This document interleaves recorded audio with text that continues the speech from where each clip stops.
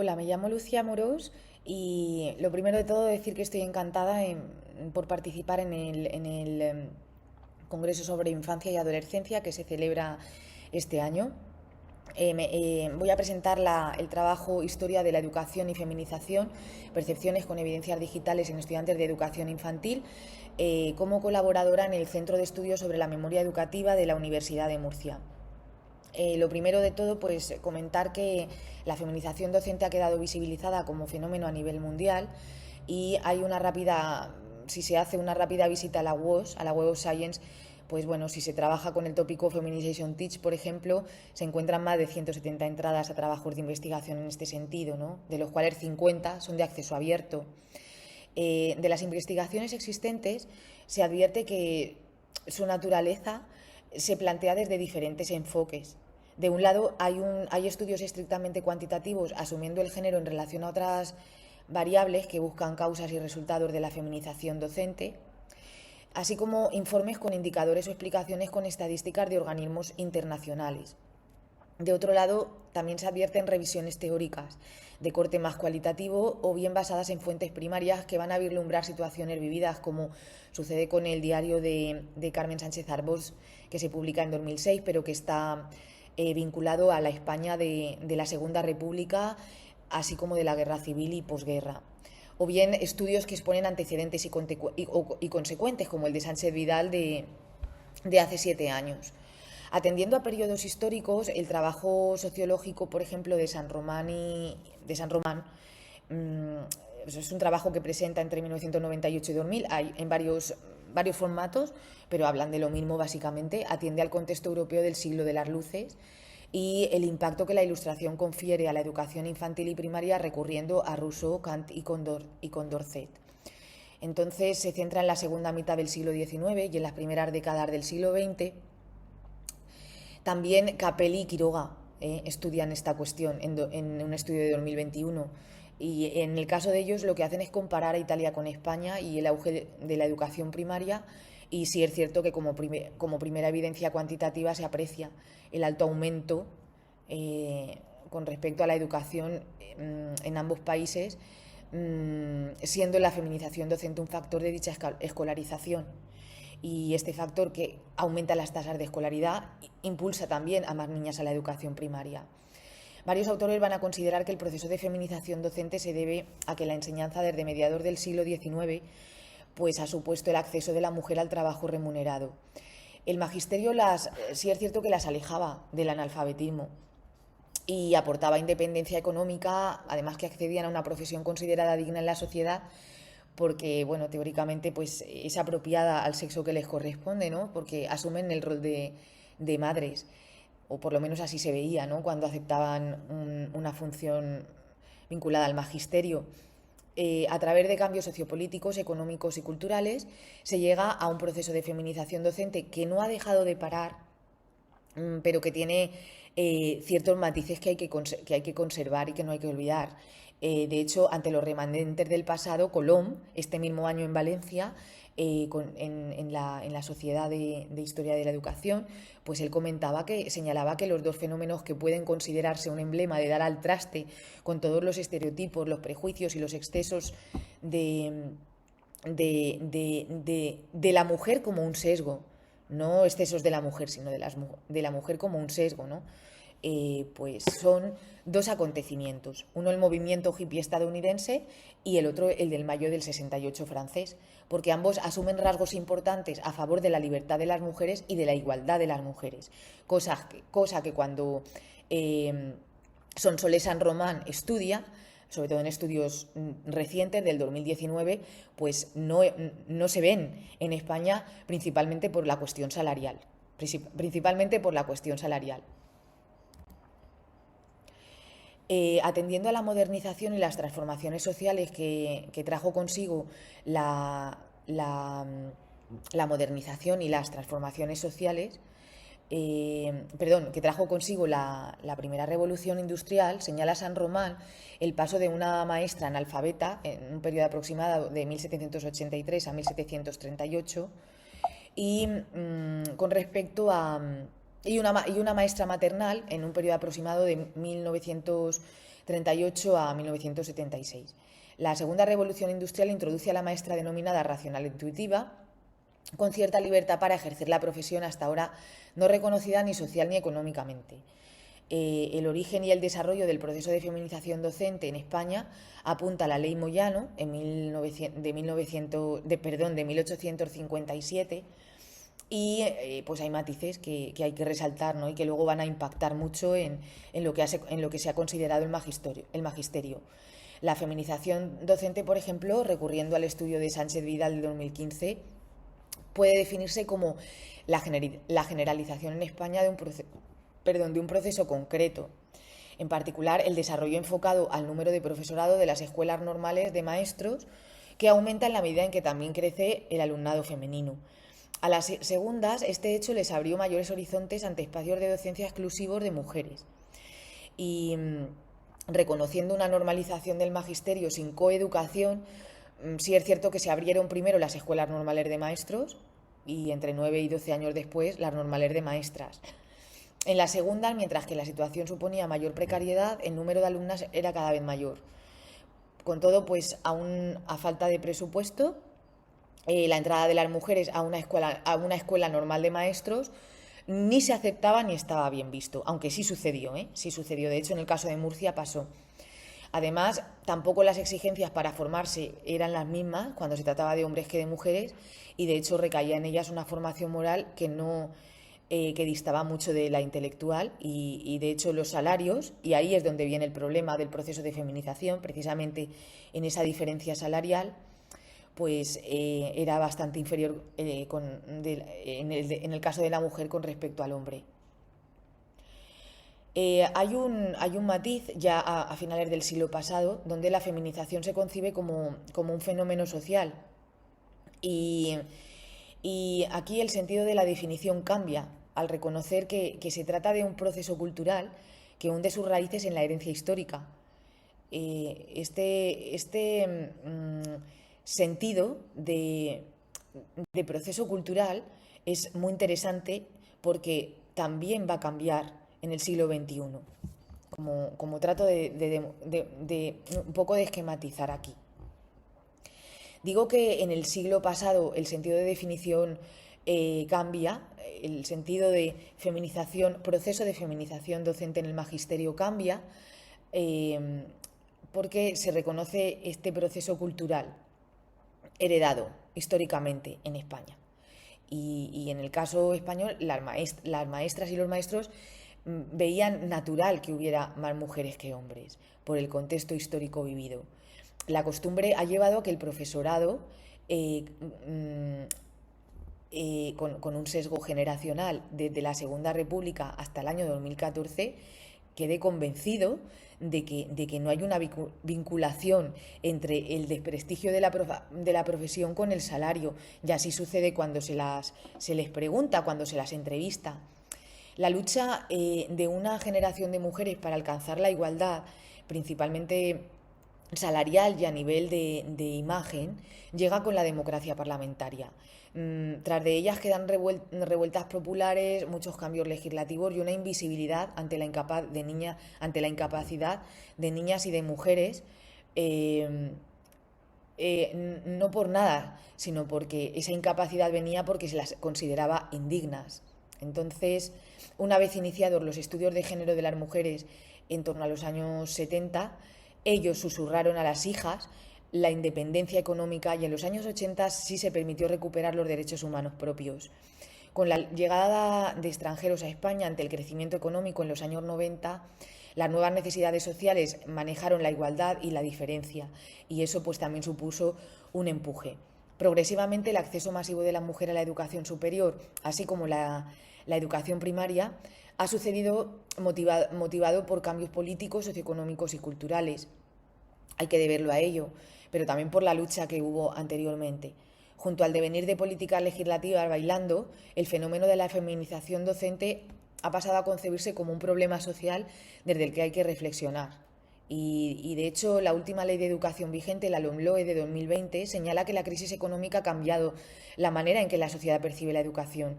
Y en este sentido, incluye el enfoque de los derechos de la infancia establecido en la Convención sobre los Derechos del Niño en las Naciones Unidas en 1989, al tiempo que también reconoce la igualdad efectiva entre mujeres y hombres.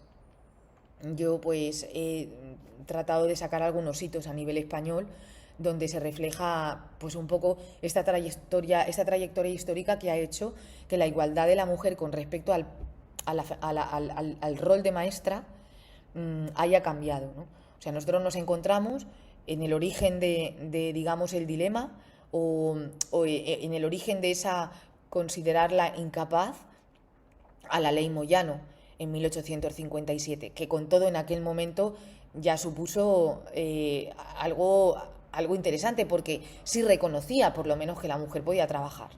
El magisterio en la escuela pública es incompatible con cualquier otro cargo público, dice la ley Moyano. El sueldo de las maestras era 3 veces más bajo que el de los maestros, así se reconoce en el artículo 191, y por lo tanto hay una apertura de las primeras escuelas de niñas con materias y tareas domésticas en detrimento de las intelectuales y sin un régimen de coeducación.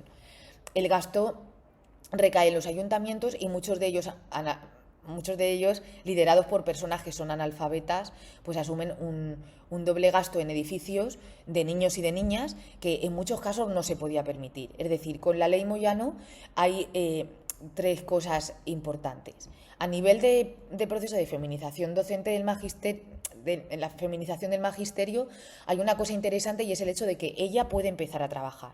El problema es que, por herencia, que parte de aquí, ella puede empezar a trabajar pero cobrando 3 veces menos que él. Entonces, no hay un prestigio con respecto a la labor docente y tampoco hay un reconocimiento en la igualdad, pero sí es cierto que en base a los contextos históricos vividos, ya aquello, el hecho de que la permitiera trabajar, ya suponía algo importante, ya suponía un paso. Luego nos vamos al desarrollo, entramos en el siglo XX y en 1901 las maestras y los maestros comienzan a ser redistribuidos a través del Estado. De 1931 a 1936 sí se advierte un periodo, vamos a llamarle único, que frena la feminización al equiparar salarios. Y entonces aquí nos encontramos con que los requisitos de acceso al magisterio y el tiempo de estudios entre los diferentes niveles del sistema educativo es similar. Y al ser similar entre hombres y mujeres, ese proceso de feminización, que va siempre en aumento, se estanca. En este mismo siglo XX, ya en la segunda mitad, la Ley General de Educación de 1970, que está dentro del periodo de dictadura correspondiente o liderado por Francisco Franco, obliga a los 6 años a que todos los niños y las niñas estén escolarizados. Y entonces esta LGE, esta Ley General de Educación, que en cierta medida también supuso sus innovaciones, genera un nuevo concepto que es el de etapa preescolar, de los 4 a los 6 años. Esto es algo muy significativo, no por el hecho de que no tuviera financiación, que no la tuvo y como voy a decir va a tardar en tenerla, sino por el hecho de que ya se está reconociendo que tiene que haber una educación que vaya por debajo y que afecte a ambos sexos. En 1978, la Constitución española habla de que las mujeres y los hombres somos iguales. Pero sí es cierto que la tradición sociocultural socava los fantasmas que oscurecían dicha igualdad en los centros educativos. Y esto tiene que decirse, ¿no? La LOE de 1985 reconoce que la etapa de los 0 a los 6 años es una etapa educativa de pleno derecho y lo mismo sucede con la LOSE en 1990. Sin embargo, a mediados de la década de los 90, el Magisterio de Educación Infantil lo que hace es reclamar un reconocimiento profesional con huelgas y con manifestaciones y con noticias en primera plana, donde ellas gritan no somos ciudadanas, sino que no somos cuidadoras, sino que somos profesionales.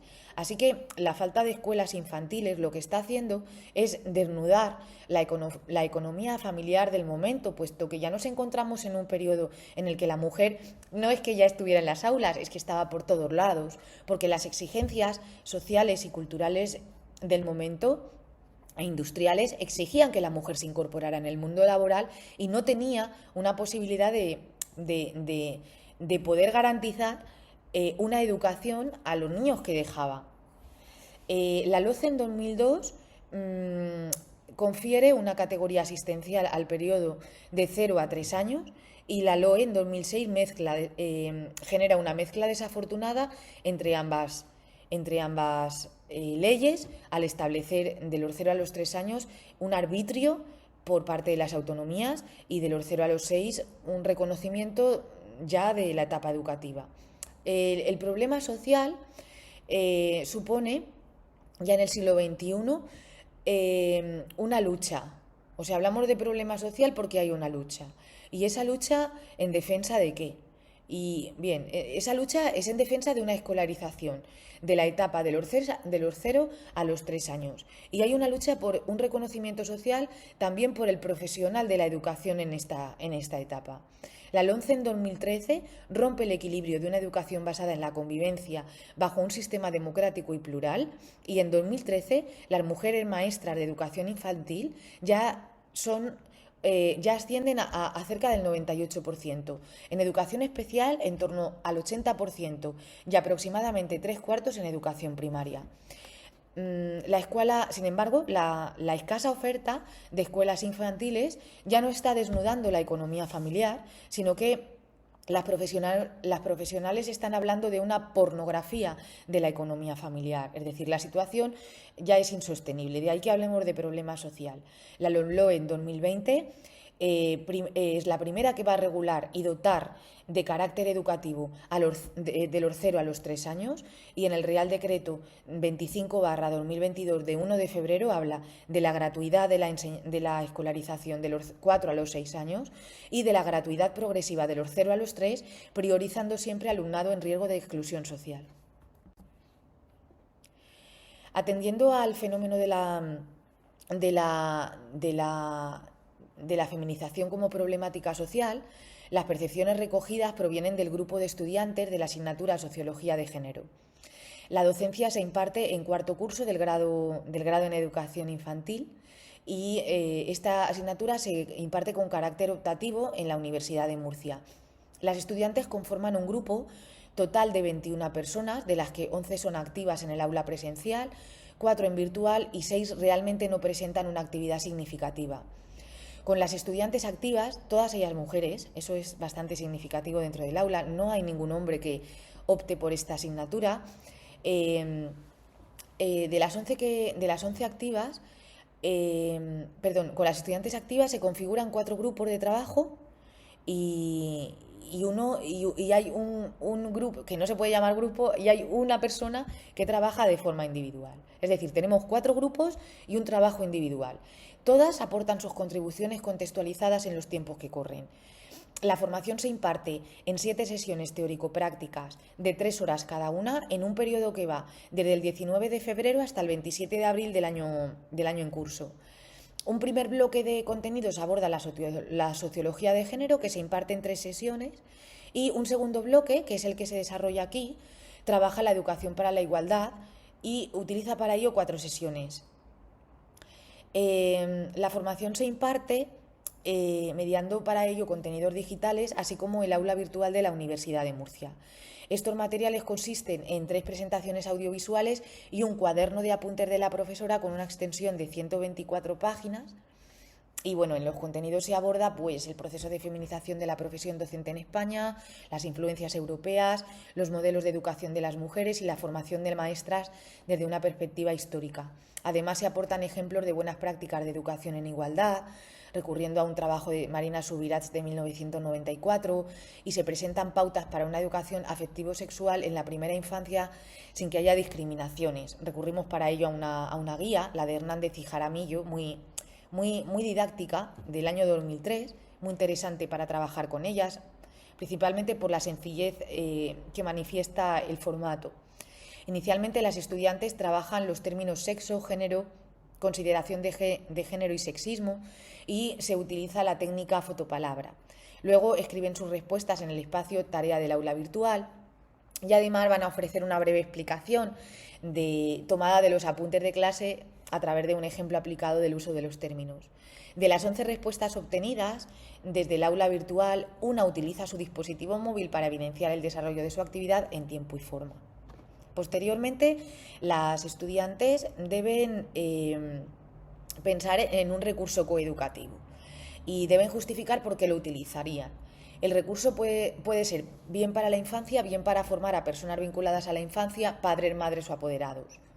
Y en total yo he conseguido 12 recursos digitales, de los cuales 10 son de uso público, que se encuentran en YouTube, y 2 son comerciales y no están disponibles en abierto. Hay un recurso también para implementar en el aula, que es el juego por rincones, que seguramente todos ustedes lo conocerán.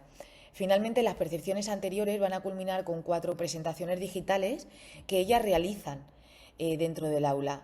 2 abordan el proceso de feminización docente en España y 1 los modelos de educación femenina. Y también 2 abordan la educación afectivo-sexual. Utilizando el grupo focal, conformado por 8 estudiantes, se debate durante 40 minutos utilizando una guía estructurada en 3 apartados. Las estudiantes perciben como referente a María Montessori, así como una ruptura que encuentra luz en el camino, es decir, hay una visión esperanzadora. Hacia el trato entre mujeres y hombres perciben una asimetría radical. Ellas dicen que la causa, ellas la explican así, se debe a la falta de referentes femeninos. De hecho, sacan a María Montessori como único referente. Y tras de sí se percibe, como he dicho, una esperanza hacia un futuro mejor. Para ese futuro se requiere una ciudadanía justa, dicen ellas. Y también se requiere una ciudadanía igualitaria y educada en valores democráticos. Las prácticas para esta visibilización deben pasar, estas prácticas deben visibilizar las desigualdades de género y construir a erradicarlas. Y para ello debe pasarse por incluir en las bibliografías a más mujeres, aceptar la importancia del género en la educación de todas las personas e impulsar en las aulas universitarias formales la asistencia de hombres. Es interesante, por ejemplo, a nivel contextual. Muestro aquí una postal que yo he sacado del Museo Virtual de Historia de la Educación que tiene la Universidad de Murcia, donde hay una maestra. Ya aquí nos encontramos con la maestra, vamos a poner que en el contexto español podríamos hablar de maestra racional e intuitiva, aunque no coincide con las etapas que estableció San Román, pero bueno, nos encontramos en los años 60 y se juega un poco, dice, no sabrás nunca bailar si no aprendes a contar. O sea, ya hay un reconocimiento de la importancia al saber leer y escribir. Ella, la mujer, sabe leer y escribir, y es más, no solo sabe leer y escribir, sino que además enseña a contar, enseña las matemáticas. También aquí esta postal la trabajamos en el aula, principalmente porque está localizada en el contexto de la región de Murcia. Es una postal sacada de 1929 de Cartagena, de la ciudad de Cartagena, en la región de Murcia. Y vemos a la izquierda una maestra que en aquellos principios de siglo está ayudando a las mujeres de la zona a hacer la cena.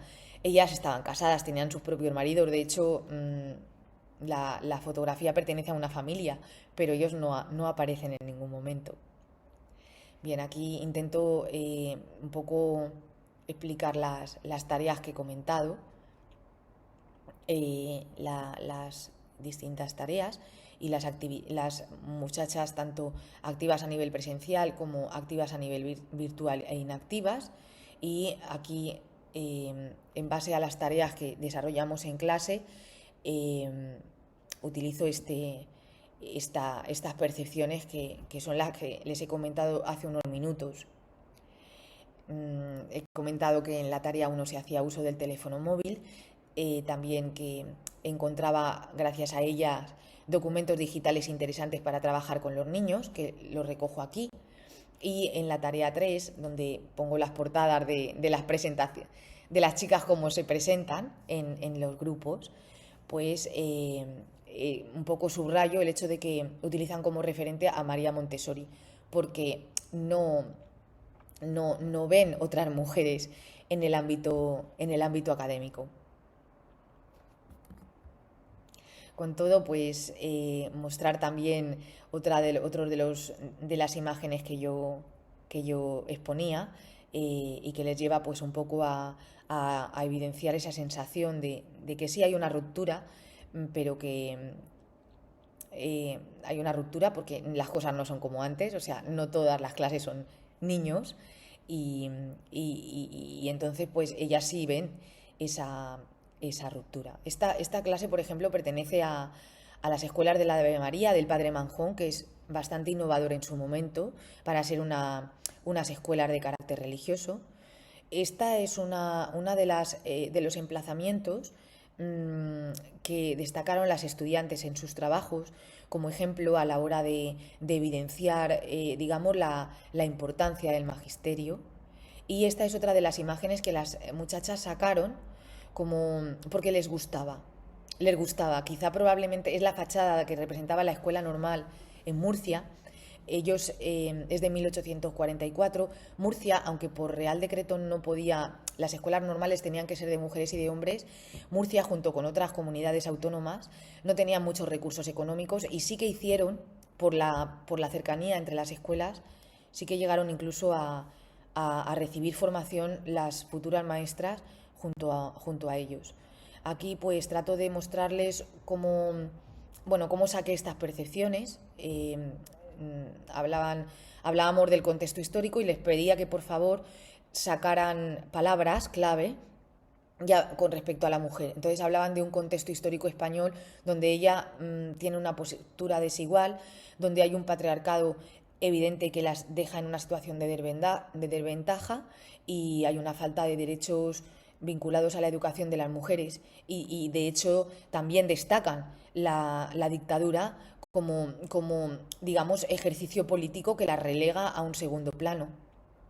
Y bueno, aquí intento esquematizar estas percepciones que les he comentado, esa asimetría radical, esa falta de referentes femeninos, esa visión del futuro como esperanzador, esa querencia de una ciudadanía justa, igualitaria y democrática que las ponga en el lugar que se merecen, y la necesidad de buenas prácticas, por ejemplo, incluyendo